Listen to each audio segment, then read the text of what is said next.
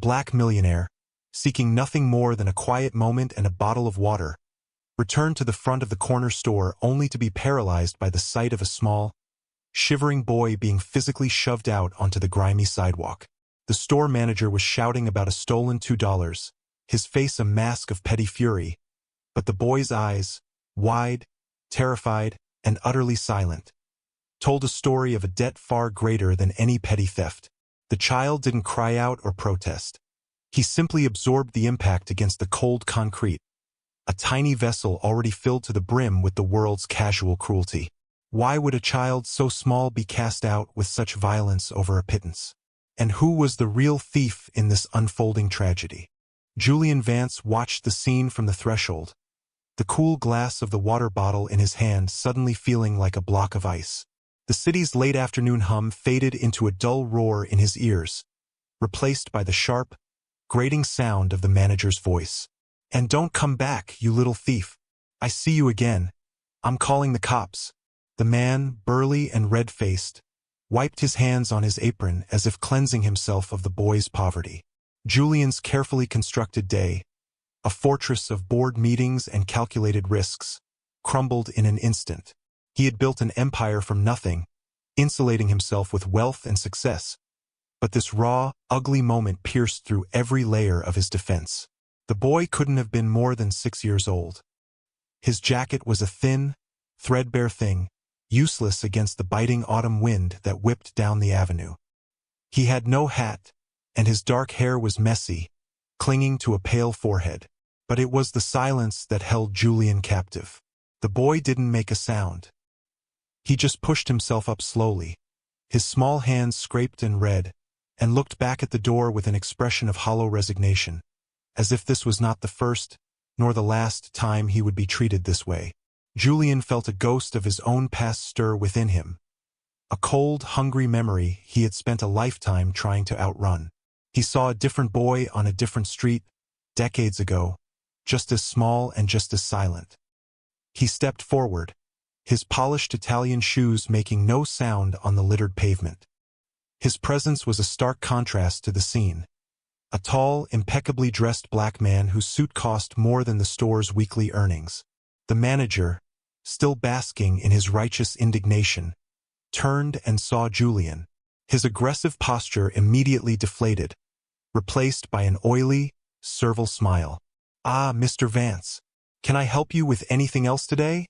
he asked, his tone shifting with sickening speed. Julian ignored him. His gaze was fixed on the little boy, who was now trying to brush the dirt from his worn jeans. "How much did he take?" Julian's voice was quiet, but it carried the weight of immense authority, cutting through the street noise. The manager blinked, confused. "Sir?" "Oh, the boy. He tried to steal a candy bar. $2. A little menace. Julian reached into his wallet, pulled out a crisp $100 bill, and held it out. "This covers it," he said, his voice flat. "And it covers the fact that you laid your hands on him. Don't ever do it again." The manager's eyes widened at the sight of the money, his greed warring with his pride. He snatched the bill from Julian's hand. "No problem, Mr. Vance. Just trying to run a business, you know." Julian didn't acknowledge the pathetic excuse. He knelt, bringing himself down to the boy's level. The child flinched, his body tensing as if expecting another blow. "Hey!" Julian said softly. "It's okay. You're okay." The boy stared at him, his dark eyes like deep, still pools, reflecting a world of fear. Julian saw a faint, yellowish bruise blooming on his cheekbone, cleverly hidden by the angle of his face. His heart, a tightly guarded muscle, clenched with a familiar, protective rage. He extended a hand, palm up. "What's your name?" The boy didn't answer. He just watched Julian's hand, his small chest rising and falling in shallow breaths. Julian didn't press. He knew this kind of silence. It was a shield, forged in a place where words only brought more pain. "I'm Julian," he said, keeping his voice even and calm. "I'm not going to hurt you." He gestured toward his sleek black car parked at the curb. "Are you hungry? We could get you something warm to eat.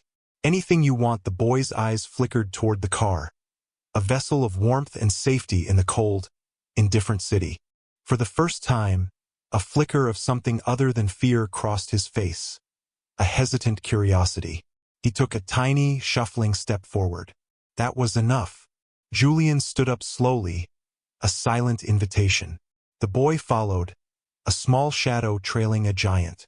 As Julian opened the passenger door, a slick, expensive sedan pulled up, and a man stepped out, his face a perfect blend of manufactured charm and concern. "Leo, there you are. Oh, thank God. I was worried sick." He was handsome, well-dressed, and his voice was smooth as silk. He rushed forward and wrapped an arm around the boy, who immediately went rigid. "I am so sorry," the man said, directing his polished smile at Julian. "He's a wanderer. I turned my back for 1 second. I'm Mark." His stepfather Mark's grip on the boy's shoulder was just a little too tight. His eyes, a cool, placid blue, held no genuine warmth. They swept over Julian, assessing his suit, his car, his worth. Julian saw it all in a fraction of a second.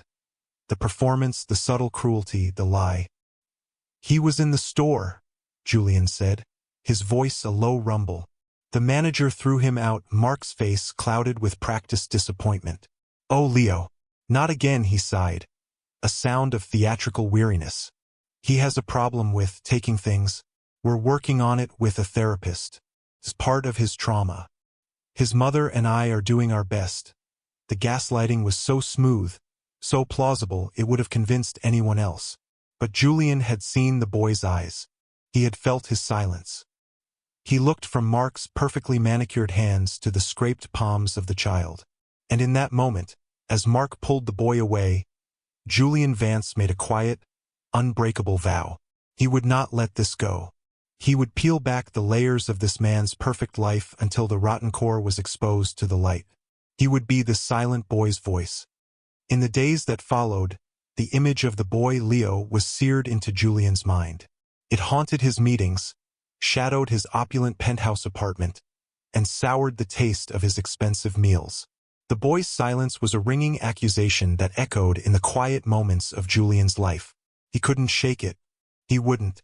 The first call he made was not to the police or child services. He knew how easily a man like Mark could manipulate those systems, but to a private investigator, a former detective named Ben Carter, a man whose cynicism was matched only by his tenacity. "I need everything you can find on a man named Mark Thorne," Julian said over the phone, his voice devoid of emotion. "His finances, his history, his marriage to Sarah Jennings. Everything. I want to know what he had for breakfast." Ben, accustomed to the strange requests of the wealthy, simply grunted. "It'll cost you. Just send me the bill," Julian replied and hung up. His second step was more personal. He drove back to the corner store not during the day, but in the early evening, when a different cashier was on duty. She was a young woman with tired eyes and a name tag that read Maria. Julian bought a coffee and lingered, making small talk. He steered the conversation gently, asking about the neighborhood, the local families. Eventually, he mentioned the incident with the little boy. Maria's face tightened.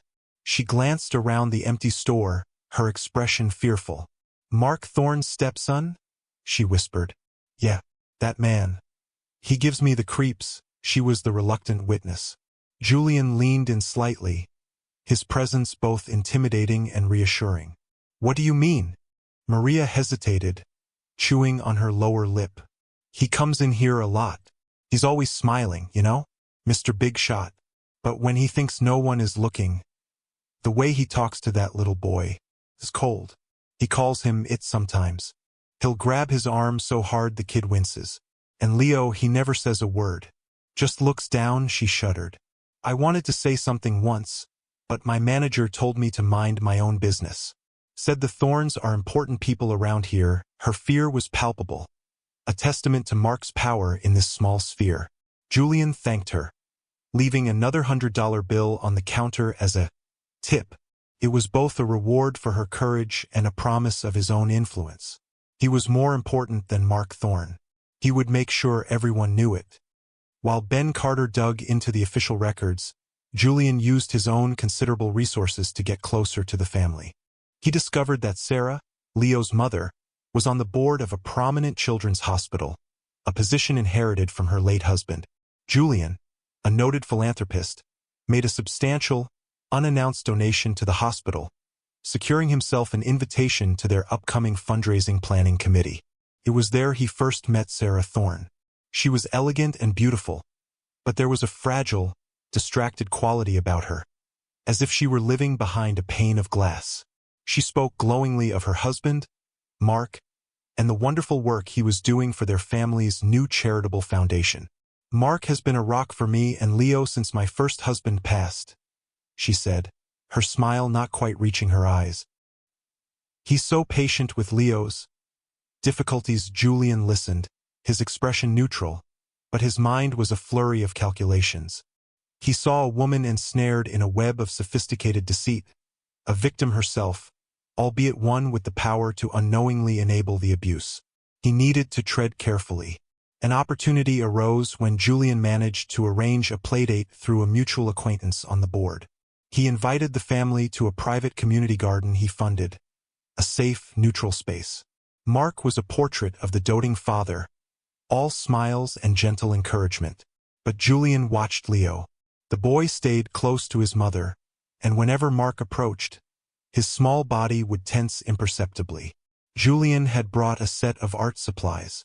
While the adults talked, Leo sat at a small table drawing. He didn't scribble like most children his age. He drew with a strange, intense focus. Later, after they had left, Julian went to look at the drawing the boy had left behind. His blood ran cold. It was a crude, childish drawing, but its meaning was terrifyingly clear. There was a large, smiling house. Inside, a small figure, labeled me, was in a room with bars on the window, like a cage. A larger, stick-figure man with a wide, angry mouth stood outside the room. A third figure, a woman, was on the other side of the house, facing away, with a question mark drawn over her head. It was a silent scream on paper, a map of the boy's terror. This drawing was the first piece of hard evidence, a testimony straight from the victim. Julian carefully folded the piece of paper and put it in his jacket pocket. Felt heavier than lead. Ben Carter's initial report arrived a week later. It was a thick manila envelope filled with documents that painted a damning picture. Mark Thorne was a fraud. Before marrying the wealthy widow Sarah Jennings, he had a string of failed businesses and was swimming in debt. He had declared bankruptcy twice under a different name. His entire life was a carefully constructed lie. The charity foundation he ran with Sarah was his masterpiece of deception. Ben had found evidence of significant financial irregularities, large sums being funneled into offshore accounts under Mark's control.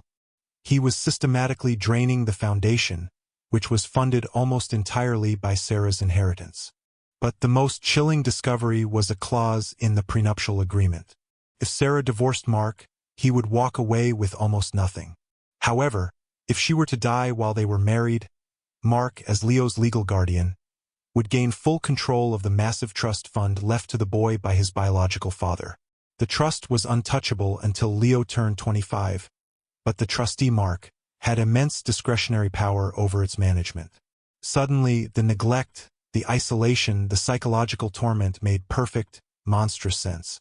It wasn't just about cruelty. It was a strategy. Mark needed to control Leo.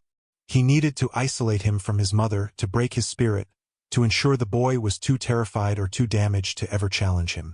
A healthy, happy, well-adjusted child might one day ask questions. A silent, broken one would not. The locked room in the drawing was likely real. The emotional cage was undeniable.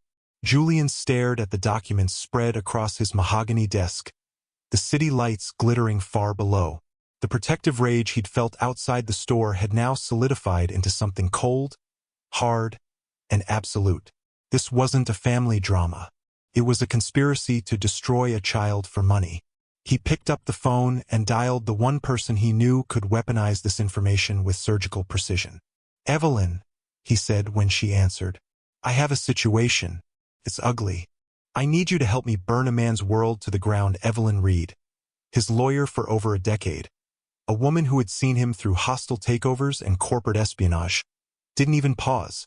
Tell me where to bring the gasoline. Evelyn Reed was a force of nature disguised as a corporate lawyer. Sharp, relentless, and utterly loyal to Julian. She listened to the entire story in his office, her expression growing colder with each detail. She examined the financial records, the private investigator's report, and finally, the child's drawing. She held the piece of paper with a reverence that surprised Julian, tracing the crayon bars on the window with a single, perfectly manicured finger. This, she said, her voice tight with fury, is the most powerful weapon we have. A jury would weep. A judge would throw away the key. Julian shook his head. It can't go to a courtroom first. Not yet. Mark will spin it. He'll hire a team of psychologists to say Leo is disturbed. He'll paint me as an obsessed predator. He's already tried. We need to detonate this in a way he can't control.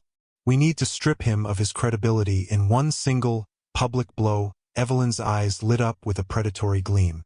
The Children's Hospital Gala, she said, a slow smile spreading across her face. It's in 2 weeks. He's the keynote speaker.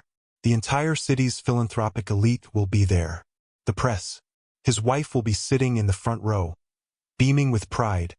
The plan began to form, a complex and beautiful piece of legal and social warfare. Evelyn would work on getting an emergency custody order ready to file the moment the bomb dropped. She'd also contact a trusted detective in the financial crimes unit, briefing them, ensuring they were ready to move in. Ben Carter was tasked with finding one more witness, someone who had been inside the house, someone who could corroborate the drawing. Meanwhile, Julian's role was to get closer to Sarah, to plant the seeds of doubt, to prepare her for the coming storm so she wouldn't be completely destroyed by the shrapnel. As their plan gained momentum, Mark began to feel the pressure. He must have sensed Julian's quiet scrutiny, the subtle shift in the social circles they both moved in. His polished facade began to show hairline cracks. He launched a preemptive strike. Julian was served with a temporary restraining order. The document was a work of fiction, accusing him of stalking and harassing the Thorne family, of having an unhealthy fixation on Leo. Mark, playing the part of the protective father, gave a tearful, exclusive interview to a local society blogger, portraying himself as a man just trying to protect his troubled stepson from a strange, obsessive billionaire. It was a brilliant, vicious move. It painted Julian as the villain and isolated him legally from Leo. Public opinion, fickle and uninformed, began to tilt in Mark's favor. Julian's friends called concerned. His board of directors held a private meeting.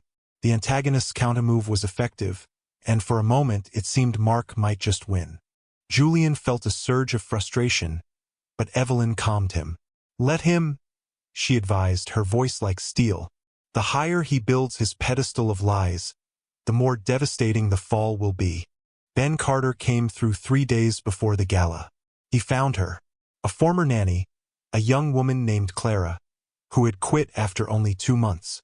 She had been too terrified to speak out, bound by a non-disclosure agreement Mark had forced her to sign. But Ben, using a combination of legal leverage and genuine sympathy, convinced her to talk. Her story was horrifying. She confirmed everything. The locked room wasn't just in a drawing. It was Leo's bedroom. Mark would lock him in for hours as punishment for the smallest infractions. Spilling a drink, not finishing his vegetables, or simply for being too quiet, she spoke of Mark's terrifying mood swings. The way his charming smile could vanish in an instant, replaced by a cold, menacing glare the moment Sarah left the room.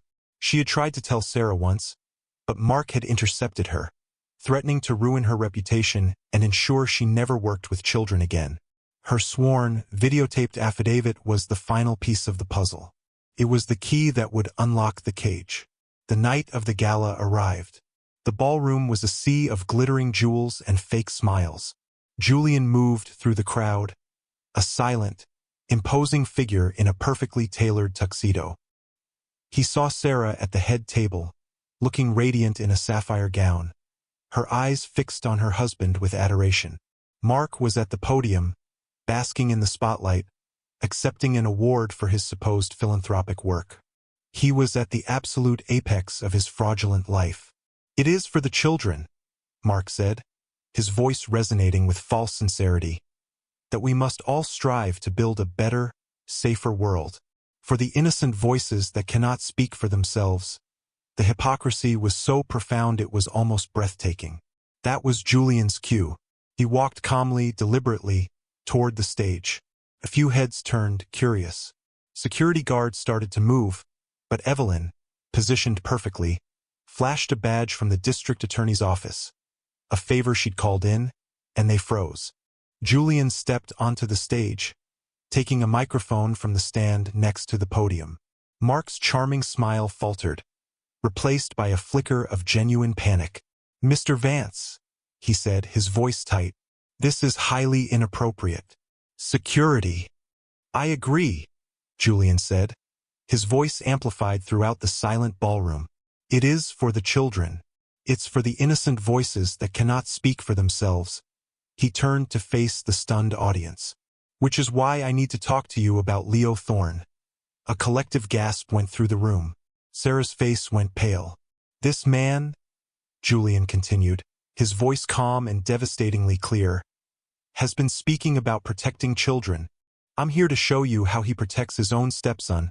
On the large screen behind the stage, where a slideshow of smiling children had been playing, a new image appeared. Leo's simple, heartbreaking drawing of the boy in the caged room. The room erupted in murmurs. Mark lunged for the microphone, but Julian held his ground. "Mark Thorne calls this art therapy for a troubled child. I call it a cry for help." Another image flashed on the screen. Pages from Ben Carter's financial investigation, showing the money trail from the charity's accounts to Mark's offshore holdings. He calls this savvy financial management. The district attorney's office calls it embezzlement. The murmurs grew to a roar. Sarah stared at the screen, her hand flying to her mouth, her eyes wide with dawning horror. Mark's face was a mask of pure rage. "These are lies. Forgeries!" he screamed, his polished veneer shattering completely. "This man is obsessed with my family." "Then let's hear from someone who was there," Julian said. The audio system crackled to life, and the voice of Clara, the former nanny, filled the ballroom. Her videotaped testimony played on the screen, her tearful voice describing the locked door, the constant fear, the cold, calculated cruelty she had witnessed. "He told me if I ever said anything, he would destroy me. He said Leo needed discipline, that he was breaking his spirit for his own good." The final piece of evidence was Mark himself. As Clara's voice faded, he lost all control. He turned on Julian, his face contorted in a snarl of pure hatred. "That little brat!" he shrieked, his voice raw and ugly, exposing the monster he had hidden for so long. "He was supposed to be silent. I told him to be silent." In that moment, everyone saw him for what he was. Not a philanthropist, not a loving stepfather, but a predator. Sarah let out a strangled sob, the sound of a life breaking apart. As Mark lunged toward Julian in a blind rage, two plainclothes detectives, who had been waiting in the wings, stepped forward. They caught him by the arms, their movements swift and professional. "Mark Thorne," one of them said, his voice ringing with authority, "you're under arrest for embezzlement, fraud, and child endangerment." The flash of handcuffs in the ballroom's elegant lighting was the final, damning punctuation mark. Justice, enacted not in the quiet halls of a courthouse, but in the glaring public spotlight, was absolute. The aftermath was swift and brutal for Mark Thorne. His social world evaporated overnight. The friends who had toasted him at the gala now refused to take his calls. His name became a synonym for deceit. Faced with an avalanche of undeniable evidence and no public support, he accepted a plea bargain that sent him to prison for a very long time. His fall was as complete as it was deserved. For Sarah, the journey was more complex. The public humiliation was immense, but it was dwarfed by the crushing weight of her guilt. She had been deceived, yes, but she had also been blind. She had allowed a monster to get close to her son. In the weeks that followed, she retreated from the world, beginning intensive therapy to understand how she had become a victim and an unwitting accomplice. Her first act of true maternal protection was a difficult one. She signed temporary legal guardianship of Leo over to Julian. "I'm not whole right now," she admitted to him, her voice trembling but resolute. "He needs safety. He needs stability. He needs you. Until I can be the mother he deserves. Please, keep him safe." Julian accepted without hesitation. He moved himself and Leo out of the city, away from the prying eyes of the media, to a quiet, sprawling home on the coast he owned but rarely used. The house was filled with light and the sound of the ocean, a stark contrast to the stifling silence of Leo's previous life. The first few months were quiet. Leo still didn't speak, but the suffocating fear in his eyes began to recede, replaced by a watchful curiosity. Julian never pushed. He simply provided a steady, comforting presence. They walked on the beach, collected shells, and read books by the fire. Julian cooked simple meals, and for the first time, Leo ate without fear of punishment. The change was gradual, almost imperceptible. A small smile when Julian made a funny face. A moment when he reached out and took Julian's hand on their own. He started drawing again, but now his pictures were different. He drew seagulls, boats, and a large, smiling sun. The bars on the windows were gone. One evening, about 6 months after the gala, they were sitting on the porch, watching the sunset paint the sky in hues of orange and purple. Leo had been quiet for a long time, looking out at the waves. Julian was content to share the silence, a new kind of silence, one that was peaceful and full, not empty and afraid. Then, a small voice, raspy from disuse, broke the stillness. "Julian." Julian's heart stopped. He turned slowly to look at the boy. Leo was looking up at him, his dark eyes clear and direct. "Yes, Leo?" Julian's voice was thick with emotion. Leo held up a new drawing. It was a picture of 2 stick figures on the porch, one very large and one very small. They were holding hands, and above their heads, he had drawn a house with a warm, glowing light in the window. "Home," Leo said, his voice a little stronger this time. He pointed to the drawing, then looked at Julian. A single, perfect tear traced a path down Julian's cheek. He gently pulled the boy into a hug, and for the first time, Leo hugged him back, his small arms wrapping tightly around Julian's neck. The silent victim had found his voice. The haunted protector had found his purpose. They were no longer 2 broken souls, but the beginning of a family. How often do we walk past the silent screams of the vulnerable, mistaking their quiet endurance for acceptance? The world is full of polished facades that hide unthinkable darkness, and it is easy to be fooled by the charming smile, the confident voice, the veneer of respectability. True evil rarely announces itself with monstrous growls. It whispers plausible lies and performs its cruelty behind closed doors, counting on our reluctance to get involved, our fear of making a scene. But true strength is not found in the loud pronouncements of the powerful. It is found in the quiet resolve of those who choose to see, to listen to the silence, and to act. It is the courage to step forward and shield the defenseless, to offer a hand to the fallen, and to become the voice for those who have none. The greatest acts of heroism are often not grand battles, but small, unwavering commitments to stand against the dark. What do you think of Julian's journey from a solitary millionaire to a protective father figure? Have you ever witnessed a small act of kindness or courage that changed someone's life in a profound way? We invite you to share your own stories and reflections in the comments below. Your experiences are a valuable part of this community. Thank you for being here with us, and we wish you strength, peace, and the courage to always listen to the silence.